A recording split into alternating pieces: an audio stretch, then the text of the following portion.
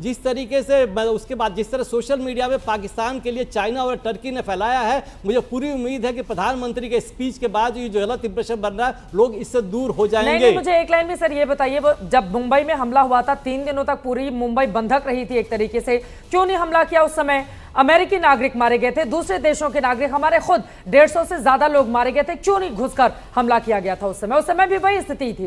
थोड़े समय पहले भारतीय संसद को निशाना बनाया था आतंकवादियों ने, उसके पहले कंधार हाईजैक कर लिया था। देखिए, मैं कुछ ज्यादा नहीं करना चाहूंगा, बट पहले भारतीय नेताओं का पाकिस्तान से भारतीय नेताओं का अच्छा सर ऐसे है। 4 मौके देखिए, बाकी तो आपको तैयारी करनी, 4 मौके हैं जब आप लड़ाई में कर सकते थे ना। आप 1971 में इस मुद्दे को सुलझा सकते थे, आपको हिम्मत चाहिए थी और लड़ाई आगे ले जाने की। आप इस मुद्दे को सुलझा सकते थे जब जनरल शिवाज बैठे, जब और मेरे से भी जनरल कोहली वगैरह बैठे, जब हमने ब्रास टैक्स किया, हम फुली प्रिपेयर्ड थे, पूरी आर्मी मोबिलाइज थी, हम इस मुद्दे को सॉल्व कर सकते थे अपनी टर्म्स एंड कंडीशन पे। तीसरा मौका था जब हमने कारगिल किया, हमने युद्ध को कारगिल तक सीमित ना रख के हमें पूरे पाकिस्तान के साथ युद्ध करके और इस मुद्दे को सुलझा लेना चाहिए था। और मेरे हिसाब से, मतलब मैं बाकी अपने अपने वो हैं, एक मौका आया जब आपने फिजिकली उसके एयरपोर्ट डैमेज कर दिए हैं, फिजिकली उसकी एयर डिफेंस डैमेज कर दी है, और अब आप क्यों रुक रहे हो? क्योंकि और पूरा भारत आपके साथ है। तो ये 4 मौके हैं हिस्टोरिक में, जब कभी कोई ठीक हिस्टोरियन लिखेगा, जब भारत कर सकता था। देखिए, कोई मुंबई हमलों की बात भारत नहीं कर सकता था क्या? क्योंकि नहीं कर सकता था। क्यों नहीं कर सकता था?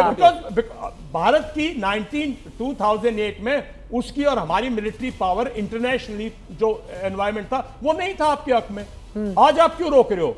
क्योंकि आप कहीं इंटरनेशनली उसके ये भी तो हो सकता है ना, इच्छा शक्ति की। हमने डोजियर तो सौंपे थे ना सर, इच्छा शक्ति की भी तो बात होती है। तो आपके अगर 150 से ज्यादा लोग आपके घर में घुसकर मार दिए जाएं और आप इच्छा शक्ति दिखाने के बजाय डोजियर जाके सौंप कर आइए, और उसके बाद शर्म और शेख में उन बयानों का भी जिक्र होना चाहिए सर। 1971 का जिक्र होता है ना कि हमें 2 टुकड़ों में काटा था उसको, पाकिस्तान को। शक्ति और शक्ति में बहुत फर्क है। 1987 में जो हमारी शक्ति थी, जिस टाइम वो ऑफ ट्राइडेंट था, जिस टाइम ऑफ ब्रास टैक्स किया था, जो हमारी शक्ति तब थी, ऐसी मैं नहीं समझता हम इतने शक्तिशाली उसके बाद तो उसने न्यूक्लियर ले आया। ठीक है, ठीक है। ओपी तिवारी जी जल्दी से आपकी टिप्पणी, उसके बाद मैं मेजर जनरल शून्य शिवाजी आ रही हूँ, दीपक बोहरा जी आपके पास आ रही हूँ। क्वेश्चन करता 1948 का मौका था जब पाकिस्तान ऑक्यूपाइड कश्मीर हम देख लिए होते, शिवाज साहब सपोर्ट करेंगे। नेहरू ने क्यों सीज फायर किया, इसका तो वही समझा, ऊपर बैठे हुए हैं, क्या विजडम स्किल थी, दैट टाइम वी लॉस्ट। बाकी तो शिवाज साहब ने कहा हुआ है।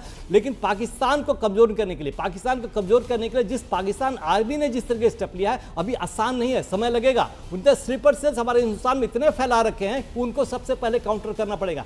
पूर्ण रूप से खत्म करना इतना आसान नहीं है। तभी होगा जब पाकिस्तान के 4 टुकड़े हो जाएंगे और खाली पंजाब बचेगा और उसका नाम पाकिस्तानी ऑक्यूपाइड पंजाब होगा। क्यों नहीं कर देते फिर? किसके इंतजार में है? अब मैं यही तो बार-बार सवाल पूछा जा रहा है ना, मैं सवाल पूछ लेती हूँ। इन्फेंट्री मैन है, वो बताएंगे। एक बार air marshal VPS Rana ji भी हमारे साथ हैं, उसके बाद शिवाज सर मैं फौरन आपके पास आ रही हूँ। जब हम पॉलिटिकल पार्टी से बातें करते हैं तो हमारे सवाल अलग होते हैं, लेकिन जब सेना के बड़े अधिकारियों से हम सवाल पूछते हैं तो शायद वो जिस तरह से जवाब देंगे, देश उस पर बहुत ज्यादा भरोसा करता है। इसीलिए air marshal VPS Rana ji आपके पास आते हुए सवाल पूछा जा रहा है, क्यों नहीं कर दे रहे हम 4 टुकड़े, अगर सारी ताकत से भरपूर इस समय मौजूदा वक्त में हमारी सेना है तो? देखिए, मैंने पहले भी जब मैंने शुरू में कमेंट दिया था तो मैंने यही कहा था कि ये हमारा मैंडेट नहीं है, ये मैंडेट पाकिस्तान के अपने लोगों का है। वो अपने आप में 4 टुकड़े कर लेंगे, हमें उसको करने की ज़रूरत नहीं है। हमारा काम सिर्फ अपनी जो हमारा अपना इंटरेस्ट है हमें वो देखना है, और हमें सेना में बहुत क्लियर ऑब्जेक्टिव्स दिए जाते हैं कि आपने ये करना है, हमने वो कर दिया, उसके बाद हम अगले हुक्म के इंतज़ार में रहते हैं। जैसे डीजी एयर ऑपरेशंस ने कल बहुत क्लियरली ये बात बताई कि हमें कुछ ऑब्जेक्टिव्स दिए गए, हमें बताया गया ये करना है, हमने वो किया, उसके बाद अगला क्या हमें बताया जाएगा हम करेंगे। हम पाकिस्तान की सेना की तरह तो है नहीं कि हमें पॉलिटिकल सिस्टम ने कुछ बताया, उसके बाद हर लेवल पे हर कोई अपने हिसाब से एक्शन लेने लगे। तो हमारी जो सेना है और हमारा जो पूरा सिस्टम है, पूरा जो लोकतांत्रिक सिस्टम है, अपने आप में एक बहुत मजबूत तंत्र है, और हमें इस पे गर्व होना चाहिए कि हमारे यहाँ ऐसी कोई बात नहीं हो सकती जिसका पहले से किसी को कोई अंदाज़ा ना हो किसी भी लेवल पे। तो हम एक होके चलते हैं, पूरा देश एक होके चलता है।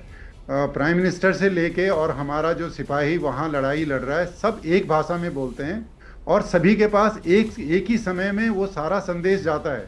अगर हमने सीज फायर के लिए बोला तो हमारे नेशनल लेवल से जो आवाज़ निकलती है वो सीमा पर हर सिपाही को सेकंड्स में पहुंच जाती है और उसका बाकायदा उस पर अमल किया जाता है, जो कि हमारे पड़ोसी मुल्क का उससे कोई लेना देना नहीं है। हमने ये देखा कैसे सीज फायर वायलेशंस हुए, इसके बावजूद कि सीज फायर का न्योता उनकी तरफ से आया था। हमने नहीं कहा था, हम तो अपना काम कर रहे थे। उन्होंने कहा कि रुक जाइए, हम रुक गए और फिर वो चालू हो गए। तो ये जो अपने आप में ये जो सिस्टम है, उनका सिस्टम बहुत इमेच्योर है। हमारा सिस्टम अपने आप में एक बहुत परिपक्व तंत्र है, बहुत परिपक्व सिस्टम है। प्राइम मिनिस्टर भी मेरे हिसाब से आज यही बात सबको बताना चाहेंगे कि देखिए, हम में से हर किसी की कुछ ना कुछ जिम्मेदारियां हैं। हर नागरिक की अपनी जिम्मेदारी है, सेना की अपनी जिम्मेदारी है, जो हमारी पॉलिटिकल पार्टीज़ हैं उनकी भी जिम्मेदारी है, प्रधानमंत्री की भी जिम्मेदारी है। तो हर कोई अपनी जिम्मेदारी अपने हिसाब से निभाएं। और मुझे ये लगता है कि शायद प्राइम मिनिस्टर ये अपील भी करें लोगों से, एक आम नागरिक की तरह से, आपका क्या योगदान हो सकता है। नेशन बिल्डिंग में हर किसी का योगदान है, आप भी योगदान कर रहे हैं, हम भी योगदान कर रहे हैं। जो छोटे से छोटा कार्य करता है वो हर तरह से देश के निर्माण में योगदान देता है।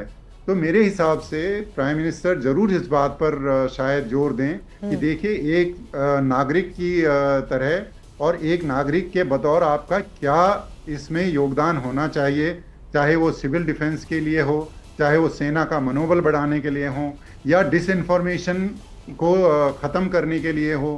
कि जितनी भी ये डिसइंफॉर्मेशन कैंपेन पाकिस्तान की तरफ से चल रहा है, उसकी वजह से आप अपने लोगों पे उंगली ना उठाएं, उसकी वजह से आप अपनी सेना पे उंगली ना उठाएं, उसकी वजह से आप अपने पॉलिटिकल सिस्टम पे उंगली ना उठाएं। आप एकजुट होकर रहें। ये डिफ़िकल्ट टाइम्स हैं, इसमें सबकी एकजुटता बहुत ज़रूरी है। और मुझे लगता है कि इस बात पर भी प्राइम मिनिस्टर का जरूर वो रहेगा।